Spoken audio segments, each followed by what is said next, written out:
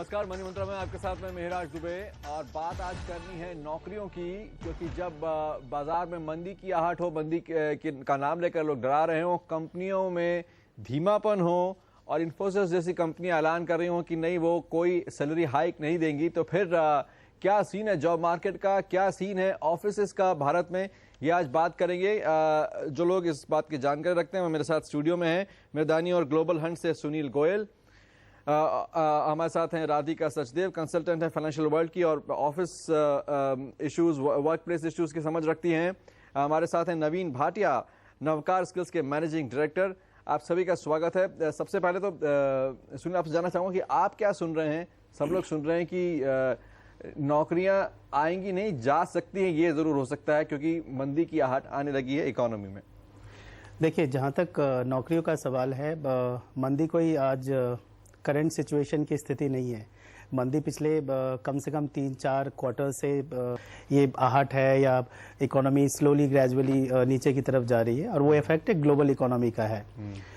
Suddenly जब भी कोई एक स्लो डाउन आता है तो हर कंपनी अपने प्रोजेक्ट्स को, अपने जो प्लान्स होते हैं उसको होल्ड कर लेती है। बट जब ये मंदी लंबे समय तक चलती है, यानी कि स्लो एंड स्टेडी चल रही है, ये स्लो डाउन भी है बट एकदम से फॉल डाउन नहीं है, तो वैसे केस में क्या होता है कि हर कंपनीज कुछ कंपनीज होती है जो एग्रेसिव मोड अपनाती हैं उसमें, और वो कहती है कि इस मोड में भी हम बिजनेस कर सकते हैं। तो वो न्यू जॉब्स क्रिएशन की स्थिति तब आती है जब वो एक्सपेंशन प्लान्स करते हैं अपने, या एग्जिस्टिंग सेटअप्स को ऑप्टिमाइज करना चाहते हैं। तो हर कंपनी के साथ दोनों सिचुएशन है। एक तो थोड़ा एट्रिशन कम हुआ है कंपनीज में, तो एट्रिशन कम होने से लगता है कि सडनली की जॉब अपॉर्चुनिटीज नहीं है मार्केट में। बट जॉब मतलब लोग छोड़ कम रहे, एट्रिशन से मतलब लोग छोड़ नहीं रहे लोग, तो वहां पे अपॉर्चुनिटीज तो आ रही है। फ्रेश जॉब क्रिएशन जो है वो उतना ही हो रहा है जितना पहले हो रहा था। बट ये है कि जो रिप्लेसमेंट की जो बात होती थी, एक छोड़ के गया उसकी जगह पे आप दूसरे को लेते हैं और वो कंपनी किसी और को हायर करती है, वहां थोड़ा स्लो मूवमेंट है। बट ओवरऑल इंडस्ट्री की बात देखें तो हायरिंग पे इफेक्ट है, बट इतना इफेक्ट नहीं है कि नौकरियां नहीं है मार्केट में। तो क्या फिर सिर्फ रिप्लेसमेंट हायरिंग ज्यादा होगी और इसका मतलब है कि फ्रेशर्स के लिए नौकरियां नहीं होंगी कुछ वक्त? नहीं, ऐसा नहीं लगता। मैं आई एग्री विद हिम कि राइट साइजिंग होगी, एग्जिस्टिंग स्टॉक टेकिंग होगी कि कितना हमारे पास स्टॉक है, इन्वेंट्री बिल्डअप नहीं रहेगा, लेकिन क्लोज फिटमेंट चेक की जाएगी और थोड़ी मार्केट कंपेटिटिव तो रहेगी ही इस सिनेरियो में, क्योंकि एक परसेप्शन वैल्यू होती है, एक डर होता है, वो जब हो तो कोई कुछ प्लान्स स्टॉल कर दिए जाते हैं।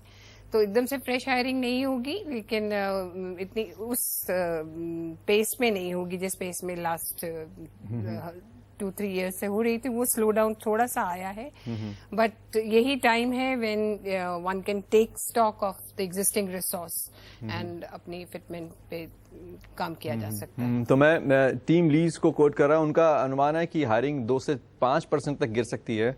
मैन पावर इंडिया को लगता है कि 18 महीने की लो लेवल पर है हायरिंग। क्या ये एक खतरे की घंटी है? और जैसा कि राधिका कह रही है कि फिटमेंट चेक होगा, जो मुझे समझ में आ रहा है इस जार्गन में वो ये है कि भाई जो काम जैसा कर रहा है वो चेक होगा कि करने लायक है या इनको हटा के कॉस्ट बचाई जाए। सर, मैं मानना चाहता हूं ये काफी खतरे की घंटी है। 2008 से हम कहीं ना कहीं अपने आप को मानते रहते कोई खतरा नहीं है, दुनिया की इकोनॉमी का हिंदुस्तान पे कोई फर्क नहीं पड़ेगा। अब 2008 से 2012 तक देखिए, हिंदुस्तान ने 20 लाख नौकरियां हर साल जनरेट की हैं, जबकि हिंदुस्तान का टारगेट था 2 करोड़ नौकरी जनरेट करने का। इस बैकलॉग का असर हिंदुस्तान पे अब पड़ेगा। लोग ज्यादा नौकरी मांगने आ रहे हैं और नौकरियां इतनी जनरेट होने रही। ग्लोबल इकोनॉमी और ग्लोबल बैंकिंग सिस्टम का बहुत गहरा असर है हमारे देश में इन्वेस्टमेंट पे, और इन्वेस्टमेंट का असर पड़ता है कंपनियों के नए एक्सपेंशन प्लान्स पे और नौकरियों से। तो नई नौकरियां नहीं पैदा हो रही जितनी होनी चाहिए, काफी ड्रॉप है। India's #1 news app just got even better. Download NDTV's new app, fully optimized for retina display, full screen view, faster response time, and Sudoku. NDTV's new iPad app. Download now.